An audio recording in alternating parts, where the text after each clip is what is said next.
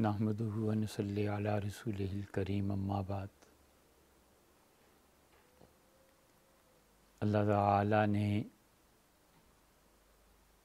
ہمیشہ یہ حکم دیا ہے کہ ترک تعلق کے بعد تجدید تعلق بھی کیا جائے۔ آدمی جس درجے کا گناہ کرتا ہے اسی درجے کا تعلق اللہ تعالیٰ سے منقطع کرتا ہے،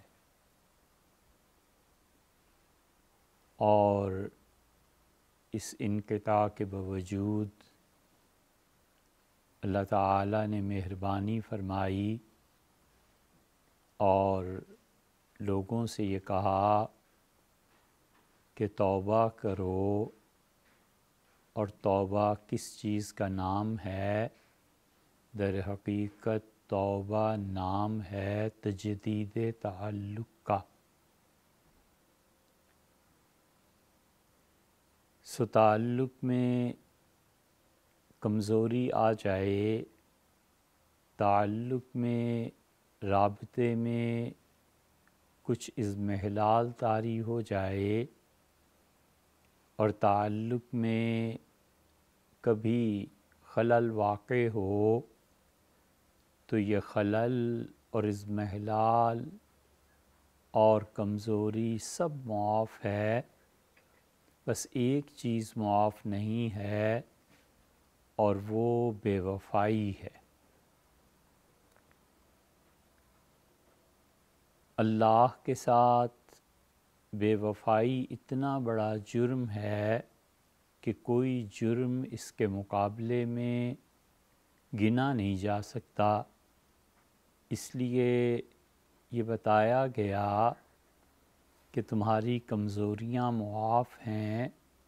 مگر تمہاری بے وفائی معاف نہیں ہے۔ تو انسان کو چاہیے کہ اللہ سے وفا کا ثبوت دے، اور یہی حالت اس کی اس وقت بھی ہے جب حضرت رسالت مآب صلی اللہ علیہ وسلم سے تعلق کمزور پڑ جائے تو اس تعلق میں کمزوری کو دور کرنے کے اسباب اور وسائل اختیار کرے، مگر حضرت رسالت پناہ صلی اللہ علیہ وسلم سے بے وفائی کرنا اور حضور اقدس صلی اللہ علیہ وسلم سے وفا کا تعلق نہ نبھانا، اس کا مطلب سیدھے سادے لفظوں میں یہ ہے کہ ان سے کوئی تعلق نہیں رکھنا۔ بے وفائی ترک تعلق کی واضح دلیل ہے۔ جہاں وفا کی نسبت قائم ہوتی ہے آدمی کوئی نہ کوئی تعلق تو رکھتا ہی ہے، اور جہاں وفا کی نسبت قائم ہونے کے بعد آدمی تعلق کا انقطاع کر لے تو اس کا مطلب یہ ہوا کہ یہ تعلق میں بے وفائی اور تعلق کو قطع کر دینا، تو اب کچھ باقی نہیں رہا۔ حضرت رسالت مآب صلی اللہ علیہ وسلم سے وفا کا سب سے بڑا ثبوت ان کے ساتھ تعلق ہے۔ کس انسان کا کتنا تعلق ہے، کس انسان کو ان سے کتنا ربط و ضبط ہے، کس انسان کو ان کا طریقہ حیات اپنانے کی کتنی توفیق ملی ہے، یہ سب کی سب چیزیں ظاہر و باہر ہیں، اور انسان کو صاف نظر آتا ہے کہ اس شخص کی زندگی پر رسول اللہ صلی اللہ علیہ وسلم کے اعمال کی چھاپ کتنی ہے۔ یہی وجہ ہے کہ دنیا میں جتنے بھی اسلام کے مفکرین اور دنیا میں جتنے بھی یہ بڑے بڑے علم کا دعویٰ کرنے والے لوگ ہیں، ان سب کو ایک ہی معیار پر پرکھا جا سکتا ہے، اور وہ اتباع سنت ہے۔ اگر کسی قائد میں اور حضرت رسالت مآب صلی اللہ علیہ وسلم کے روضہ مبارک پر دھاڑیں مار کر رو دینے اور بے ہوش ہو جانے والے شخص میں اتباع سنت نہیں ہے تو شیطان نے عشق کے نام پر اسے دھوکہ دے دیا ہے، اور لوگ بھی اپنی کم علمی اور کم فہمی کی بنیاد پر یہ سمجھنے لگے ہیں کہ انہیں اللہ کے رسول صلی اللہ علیہ وسلم سے بہت زیادہ محبت ہے، حالانکہ اگر اسے اتنی محبت ہوتی تو یہ ان کی حیات طیبہ کا پیروکار کیوں نہ ہوتا، ان کی حیات طیبہ کو اپنا کیوں نہ لیتا۔ اس کی ایک چھوٹی سی مثال آپ دیکھیے کہ بچہ اسکول جاتا ہے اور جب اپنے جس ٹیچر سے سب سے زیادہ متاثر ہوتا ہے اسی کی زبان اور اسی کی حرکتیں اور اسی کی نشست و برخاست اپنے گھر میں بھی کرنے لگتا ہے، انہی کی طرح گفتگو کرے گا، اپنے استاد کی طرح بولے گا، کبھی کبھی بلیک بورڈ والد سے تمنا کر کے گھر منگائے گا، اس پہ لکھنا شروع کر دے گا، اس لیے کہ وہ ذہنی طور پہ اپنے استاد سے متاثر ہے اور اس شخصیت کو اس نے اپنے اندر سے اپنا لیا۔ حضرت رسالت مآب صلی اللہ علیہ وسلم میں آخر وہ کون سی کمی باقی ہے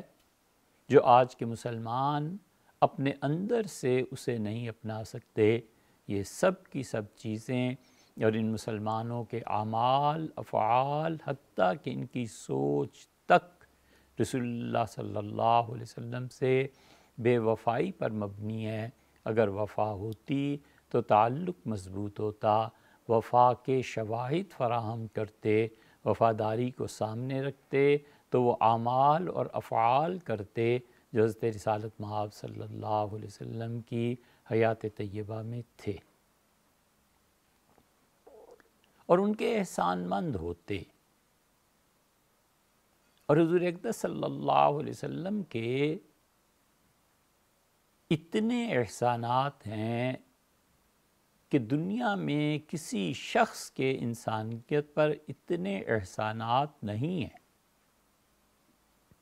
یہی وہ وجہ تھی کہ حضرت موسیٰ علیہ السلام نے یہ کہا تھا کہ میرے مانند ایک رسول صلی اللہ علیہ وسلم تم میں آئیں گے، اور انہوں نے مناقب بیان کیے اور بتایا کہ وہ اللہ کے اس قدر محبوب فرد ہوں گے کہ اللہ اپنا کلام، اپنے احکامات ان کی زبان پہ جاری فرمائے گا، یعنی ان پر وحی کی جائے گی۔ اور اسی وجہ سے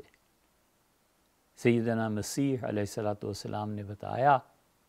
کہ میرے بعد ایک اور نبی آ رہا ہے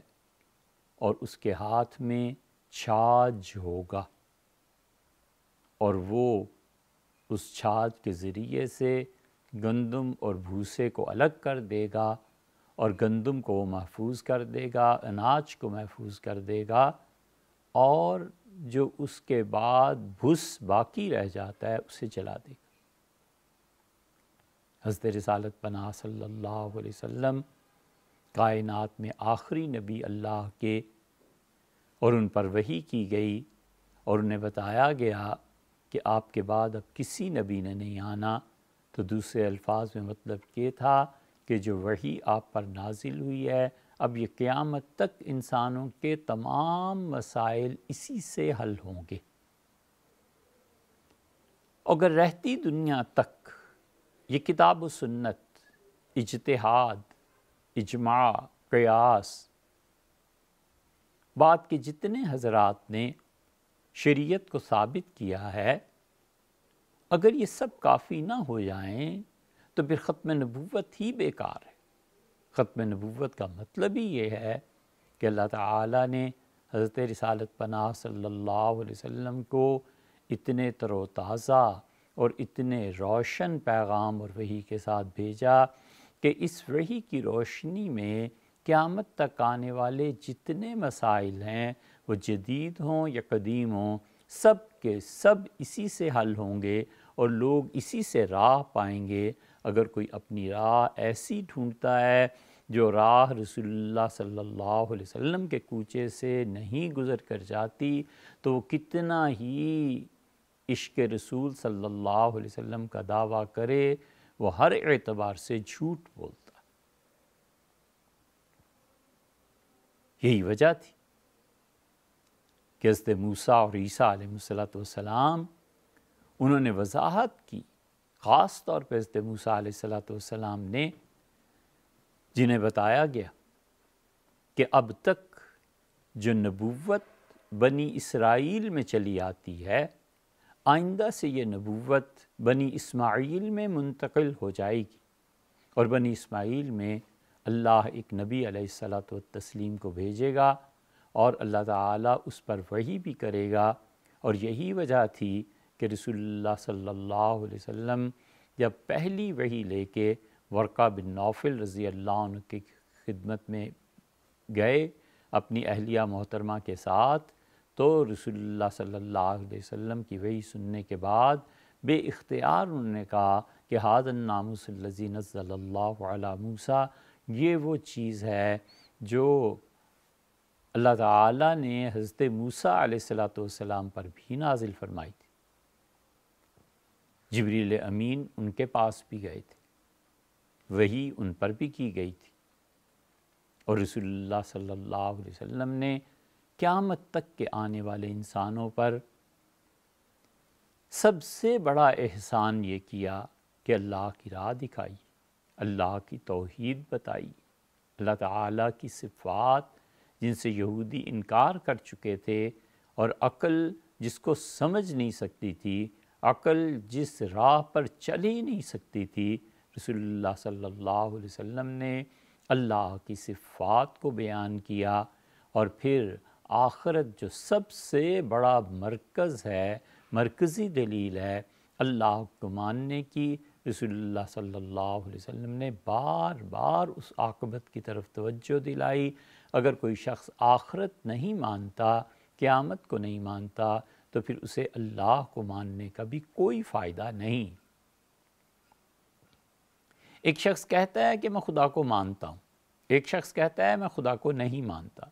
دونوں کے بارے میں بڑی آسانی سے فیصلہ کیا جا سکتا ہے کہ بھئی آپ اللہ کو مانتے ہیں، اور آخرت وہ کہتا ہے کہ قیامت نہیں آئے گی، کچھ بھی نہیں ہے، مر کے مٹی میں مل جائیں گے، یعنی مادہ انسان کا جسم اور جس مٹی اور جس چیز سے بنا ہے سب کچھ ختم ہو جائے گا، اور ایک ہی جگہ پر اس کا ظہور ہوا ہے۔ اور اس کے مقابلے میں ایک آدمی کہتا ہے کہ اس مادے کا ایک مرتبہ ظہور یہاں ہوا ہے اس دنیا میں، اور ایک مرتبہ اس کا ظہور آئندہ ہوگا۔ مادہ ایک ہی ہے مگر ظہور اس کا یہاں ہوا ہے، اور مرنے کے بعد دوبارہ اس کا ایک جگہ ہوگا۔ یہ ہندوؤں کے تناسخ کی بات نہیں کر رہے، مسلمانوں کا عقیدہ اور یہودیوں اور عیسائیوں کا مشترکہ عقیدہ کہ قیامت میں بہرحال اللہ کے ہاں حاضری دینی ہے، اگرچہ اس کی تفصیلات مختلف ہیں۔ لیکن ایک آدمی کہتا ہے خدا کے ہاں پیش ہی نہیں ہونا، تو بھلا بتاؤ پھر اللہ کو ماننے کا تمہیں کیا فائدہ ہوا؟ خدا کو مان کے جن گناہوں سے تم باز رہے اور اپنے نفس پہ قابو پایا، اس کا کریڈٹ کہاں ملے گا؟ اور ایک آدمی وہ سب کچھ کر گزرا تو اس کو سزا کہاں ملے گی؟ حضرت رسالت پناہ صلی اللہ علیہ وسلم نے اس کی تلقین کی، اور اتنی گہرائی اور شدت کے ساتھ تلقین کی کہ بتایا کہ انسان تو انسان، جانوروں تک کو اٹھایا جائے گا۔ 2 بکریاں اٹھائی جائیں گی، ایک سینگ والی اور ایک بے سینگ کے، اور جس نے جس پر زیادتی کی تھی بے سینگ والی پہ، اسے سینگ دیے جائیں گے۔ یہ عدل اللہ کو محبوب ہے، اور وہ سینگ مارے گی، اور پھر کہا جائے گا کہ کونا ترابن، دونوں مٹی میں مل جاؤ، اور دونوں معدوم ہو جائیں گی، ختم ہو جائیں گی۔ یہ حضرت رسالت مآب صلی اللہ علیہ وسلم کا احسان ہے۔ عقائد کو درست کیا، اعمال کو درست کیا۔ اللہ کی قربت کا سب سے بڑا عمل جو اللہ کا حق ہے، سب سے بڑا حق جو اس کا اپنے بندوں پر ہے کہ لوگ نماز پڑھیں۔ یہ نماز کی دولت حضرت رسالت پناہ صلی اللہ علیہ وسلم ہی کی وجہ سے ملی۔ 2 نمازیں لوگ پڑھتے تھے اسلام کے آغاز میں۔ جب معراج میں حضور اقدس صلی اللہ علیہ وسلم کی حاضری باری تعالیٰ کی بارگاہ میں ہوئی تو 2 کی بجائے 5 نمازیں کر دی گئیں۔ قرب کا اور موقع فراہم کیا گیا۔ یہ رسول اللہ صلی اللہ علیہ وسلم ہی کا احسان ہے۔ انہوں نے اللہ کی عبادت سکھائی، انہوں نے انسانوں کو انسانوں سے کیسے رہنا ہے مل جل کے، یہ تہذیب سکھائی، لوگوں کو طریقے سکھائے۔ اور ان کے اس کمال میں کوئی ان کا شریک و سہیم نہیں ہے۔ رسول اللہ صلی اللہ علیہ وسلم کا یہ کمال تھا اور انتہائی اعلیٰ درجے کا کمال تھا کہ جو کچھ انسانوں پر بوجھ چلے آتے تھے اور جن زنجیروں نے انسانوں کو جکڑ رکھا تھا اور جو بوجھ انسان کی گردن پر تھا اور وہ جھکی ہوئی تھی اور اس کے ہاتھ بندھے ہوئے تھے اور انسانیت کا سر جھکا ہوا تھا، یہ ساری بیڑیاں اس ہستی نے کاٹ ڈالی۔ یہ ساری زنجیریں رسول اللہ صلی اللہ علیہ وسلم نے کھول کر پرے رکھ دیں اور انسانوں کو آزادی بخشی، انسانوں کو آزادی دی، انسانوں کو بتایا کہ وہ کس درجے پر فائز ہیں اور انہیں کس درجے پر انسانوں نے کے حقوق تلف کر کے گرایا تھا۔ ان سے پہلے جو انسان تھے انہیں یا تو پھر اللہ کی طرف سے سزا دی گئی اور کچھ چیزیں ان پہ حرام کر دی گئی تھیں، یا پھر انہوں نے اپنی بدعات کے طور پہ خود ہی اپنے پاس سے شریعت میں تحریف کر کے بہت سی چیزیں حرام کر دی گئی تھیں۔ اللہ نے ان ساری چیزوں کو حضور اقدس صلی اللہ علیہ وسلم کے ذریعے انسانوں سے وہ بوجھ اتارے اور نبی کریم صلی اللہ علیہ وسلم کو اس مقام پر فائز کیا کہ انہوں نے برملا فرمایا، برجستہ فرمایا، سب کے سامنے فرمایا کہ لوگوں میں ایک آسان دین کے ساتھ مبعوث کیا گیا۔ وہ آسان دین، یہ ان کا سب سے بڑا احسان ہے مذہبی لوگوں پر۔ اسی لیے قرآن کہتا ہے یرید اللہ بکم اليسر، اللہ تمہارے لیے آسانی چاہتا ہے۔ جب اللہ آسانی چاہتا ہے تو اس کا خود بخود مطلب یہ نکلتا ہے کہ وہ جو تنگی ہے نہیں چاہتا۔ آسانی کے مقابلے میں تنگی آ گئی نا، عسر کے مقابلے میں یسر کے مقابلے میں عسر آ گیا نا۔ اللہ تعالیٰ نے فرمایا یرید اللہ بکم اليسر، اللہ تمہارے لیے آسانی چاہتا ہے۔ خدا چاہتا ہے کہ وہ آسان دین حضرت رسالت مآب صلی اللہ علیہ وسلم کے واسطے سے اس امت کو دیا جائے، لیکن جو مفہوم خود بخود اس سے ٹپکتا تھا، اس کے باوجود خدا نے آگے چل کر پھر یہ فرما دیا تاکہ لوگوں کے ذہن میں رہے، غبی سے غبی، کند ذہن سے کند ذہن میں بھی یہ آئے بات کہ دیکھو آسانی کے مقابلے میں تنگی آتی ہے، تم اس کا استنباط کرو گے، ممکن ہے کوئی ذہن اسے ہماری بات کو نہ سمجھے۔ فرمایا ولا یرید بکم العسر، اور اللہ تنگی نہیں چاہتا۔ جو مفہوم ٹپک رہا تھا اس مفہوم کو بالذات خدا نے واضح فرما دی۔ حضرت رسالت پناہ صلی اللہ علیہ وسلم کی زندگی وہ انسانوں کی آزادی، عمل میں سہولت، فتویٰ، فقہی احکامات جو یہودی اور عیسائی کرتے رہے کہ انسانوں کو جکڑتے رہے، وہ تمام جکڑن حضور اقدس صلی اللہ علیہ وسلم نے کاٹ کے پرے پھینک دی۔ اسی لیے ام المومنین حضرت عائشہ رضی اللہ عنہ کہتی ہیں، جنہوں نے حضور اقدس صلی اللہ علیہ وسلم کے زندگی کے کئی روشن سال اپنی آنکھوں سے ملاحظہ فرمائے، وہ کہتی ہیں کہ الا اختار ایسرہما، حضور صلی اللہ علیہ وسلم کو جب 2 کاموں میں اختیار دیا جاتا تھا کہ یہ کر لیں یا یہ کر لیں، الا اختار ایسرہما، حضور صلی اللہ علیہ وسلم ہمیشہ آسان کام کو پسند کرتے تھے۔ اسی لیے تو فرمایا کہ میرا دین آسان ہے۔ میں آسان دین کے ساتھ مبعوث کیا گیا ہوں۔ اور اسی لیے مسجد نبوی کی تعمیر جب شروع ہوئی تو صحابہ کرام رضی اللہ عنہم ایک ایک پتھر اپنے کندھے پہ رکھ کے لا رہے تھے، اور حضور صلی اللہ علیہ وسلم بھی ایک ہی پتھر اٹھا کر لا رہے تھے۔ اگر وہ دو اٹھاتے ان میں طاقت بھی تھی، انہیں اللہ کا قرب بھی عزیز تھا، ثواب مزید ملتا، اس کی بھی طلب تھی۔ اس کے باوجود ایک پتھر اٹھایا تاکہ کہیں ایسے نہ ہو کہ میری امت آئندہ سے مشقت اور زیادہ بھرپور محنت کو سنت سمجھ کے کرنے لگے، بلکہ ان کی اپنی اختیار پر چھوڑ دیا، ثواب دید پہ، کہ وہ نفل کے درجے کی چیز رہے۔ اگر کوئی کرنا چاہتا ہے تو بے شک کرے، لیکن وہ یہ نہ سمجھے کہ رسول اللہ صلی اللہ علیہ وسلم نے اس چیز کو، سختی کو، تنگی کو، مشکلات کو اپنایا ہے۔ ان کا طریقہ کار یہ ہے کہ ہمیشہ آسانی۔ چنانچہ حضرت عمار بن یاسر رضی اللہ عنہ ایسے کرتے کہ دو پتھر اٹھا کر لائے۔ حضور اقدس صلی اللہ علیہ وسلم نے اس موقع پہ ان کی قدردانی بھی فرمائی، انہیں شہادت کی بشارت دی کہ آپ شہادت سے سرفراز ہوں گے، لیکن رسول اللہ صلی اللہ علیہ وسلم قیامت تک کے لیے اسوہ حسنہ وہ طریقہ اختیار فرمایا کہ انسانوں کو جن پابندیوں نے جکڑ رکھا تھا، ان پابندیوں کا خواہ و خدا کی طرف سے پچھلی اقوام پر سزا کے طور پر دی گئی، اور خواہ وہ پابندیاں ان کے مذہبی لوگوں نے، علماء نے خود سے گھڑ کر ان پہ عائد کر دی تھی، حضرت رسالت پناہ صلی اللہ علیہ وسلم نے دونوں کو ختم فرما دیا۔ یہودیوں نے ایک گوشت تھا اونٹ کا، اسے اپنے لیے حرام قرار دے دیا تھا، اور وہ سمجھتے تھے اور کہتے تھے اور عملاً اس بات کا اظہار کرتے تھے کہ اونٹ کا گوشت آل ابراہیم کے لیے حرام اور ممنوع ہے۔ حضرت رسالت پناہ صلی اللہ علیہ وسلم اگر خدا کے نبی ہیں تو یہ حرام گوشت کھاتے ہیں، یہ یہودیوں کا اعتراض تھا، اور عرب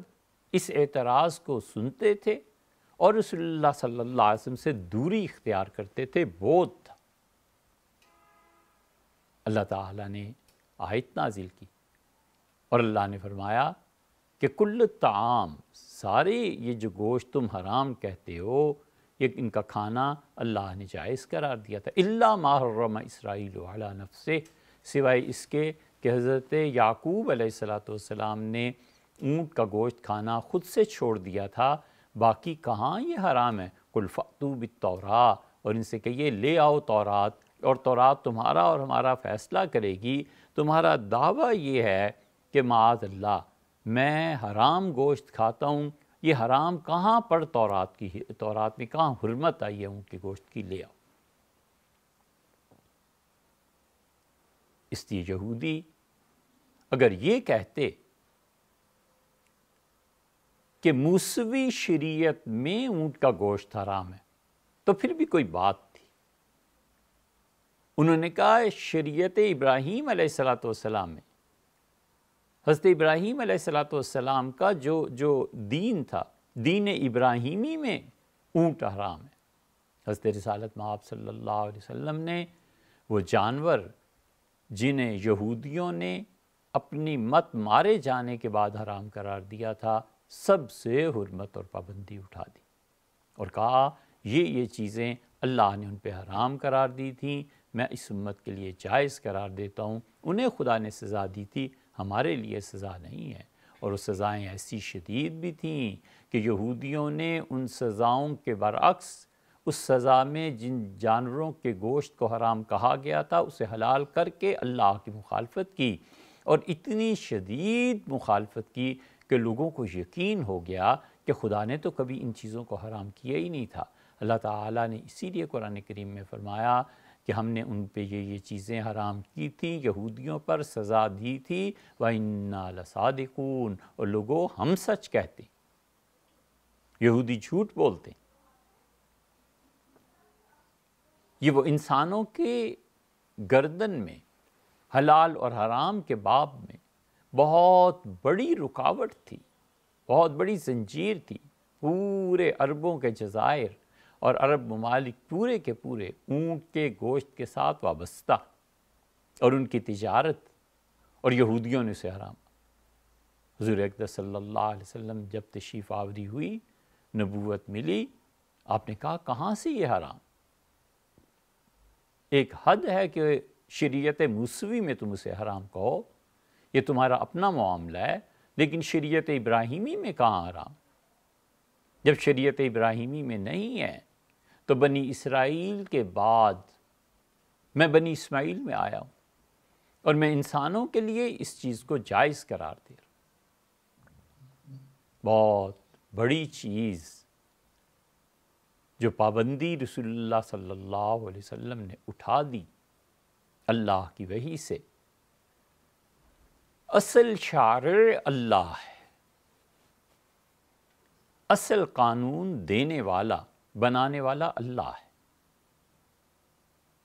فوات الرحموت میں تفصیل سے بحث کی ہے۔ حضرت شاہ عبدالعزیز صاحب محدث دہلوی رحمۃ اللہ علیہ نے حجت اللہ البالغہ میں بھی اسی موقف کو لیا ہے، اور وہ کہتے ہیں کہ اصل شارع اللہ ہے، لیکن اللہ نے جس قانون کو بھی بنایا ہے وہ انسانوں تک پہنچے کیسے؟ وہ رسول اللہ صلی اللہ علیہ وسلم واسطہ ہیں، چینل ہیں۔ اللہ نے ان کے ذریعے سے یہ احسان فرمایا ہم پہ،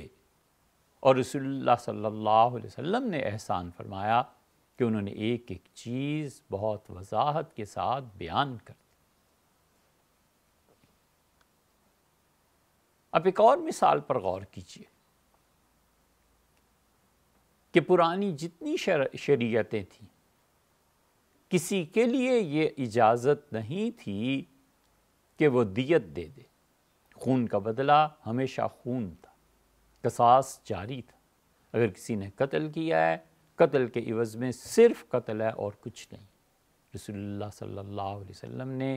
اس امت کو ہی نہیں، تمام انسانوں کی یہ سہولت بخش دی کہ جو اس امت میں شریک ہوتا جائے، اور اگر وہ خون کے بدلے خون، اور خون کے بدلے میں دوسری صورت دیت کی یعنی مال کی، جو فریقین آپس میں طے کر لیں خوشی کے ساتھ، اس پہ فیصلہ کر دیا جائے، جیسا کہ حضرت امام ابو یوسف رحمۃ اللہ علیہ کا مسلک ہے۔ یہ رسول اللہ صلی اللہ علیہ وسلم نے انسانوں سے بہت بڑا بوجھ اتار دیا کہ ضروری نہیں ہے کہ تم قتل کے بدلے میں قتل ہی کرو گے۔ اگر وہ دونوں فریق اس بات پر اپنی خوشی سے راضی ہیں کہ ایک فریق دوسرے کو پیسے ادا کر دے اور پھر اس صورت میں اس کو آزادی مل جائے، اس کو چھوڑ دیا جائے، یہ دیت رسول اللہ صلی اللہ علیہ وسلم نے اللہ کے حکم سے اس امت کو دی ہے، اور یہ بہت بڑی پابندی اور زنجیر تھی انسانوں پہ، آپ نے اسے اتار دی۔ حضور اقدس صلی اللہ علیہ وسلم کا بہت بڑا احسان ہے، انہوں نے سمجھایا، انہوں نے بتایا کہ نکاح کی حدود کیا ہیں۔ یا تو خدا نے اور یا عیسائی مفتی اور فقیہ جو ان کے تھے، حضور اقدس صلی اللہ علیہ وسلم نے اصول کی بات فتوے میں جو ارشاد فرمائی ہے، وہ کوئی بھی مفتی ہوں کسی بھی امت کے، اگر وہ رسول اللہ صلی اللہ علیہ وسلم کی بات سنیں مانیں، تو بنیاد کا پتھر یہ رکھا ہے کہ آپ نے فرمایا جو لوگ فتویٰ دینے میں سختی کرتے ہیں ہلک، مارے گئے، تباہ ہو گئے۔ فتویٰ لوگوں کو سہولت دینے کے لیے، فتویٰ لوگوں کو جکڑنے کے لیے نہیں ہے۔ فتویٰ اس لیے ہے کہ مشکلات کو حل کیا جائے، نہ کہ وہ فتویٰ لوگوں کے لیے مزید مشکلات پیدا کرتے۔ فتویٰ اس لیے ہے کہ اگر کوئی مفتی کسی چیز کو ناجائز کہتا ہے تو پھر حقیقت میں اس کا منصب ہے کہ اس کے مقابلے میں جو جائز چیز ہو سکتی ہے وہ بھی بتائے کہ اچھا یہ چیز اللہ نے منع کی ہے، لیکن اگر آپ اس چیز کو اس طرح سے کریں گے تو شریعت نے، خدا نے خود اس کی اجازت دی۔ اسی لیے رسول اللہ صلی اللہ علیہ وسلم ہلاک ہو گئے، مارے گئے، برباد ہو گئے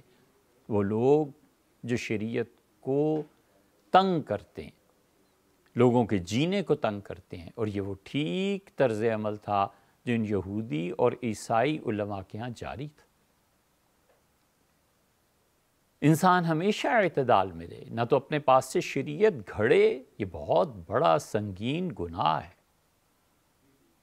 کہ لوگوں کی سہولت اس پر اتنی غالب آ جائے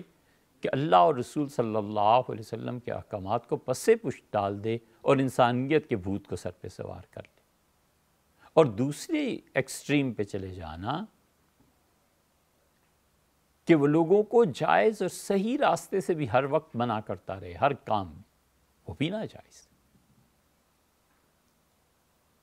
حضرت رسالت پناہ صلی اللہ علیہ وسلم سے پہلے یا تو اللہ ہی نے منع فرما دیا تھا، اور یا پھر عیسائی علماء نے اپنے پاس سے یہ بات گھڑ لی کہ چچا، پھوپھی، خالہ اور ماموں، یہ چاروں میں رشتے حرام ہیں، یعنی چچا زاد بہن اور بھائی، پھوپھی زاد بہن اور بھائی، اور خالہ زاد بہن بھائی اور ماموں زاد بہن بھائی، ایک دوسرے کے لیے حقیقی بہن بھائی کے حکم میں آتے ہیں، اور یہ رشتے حرام، یہ اللہ نے کرم فرمایا،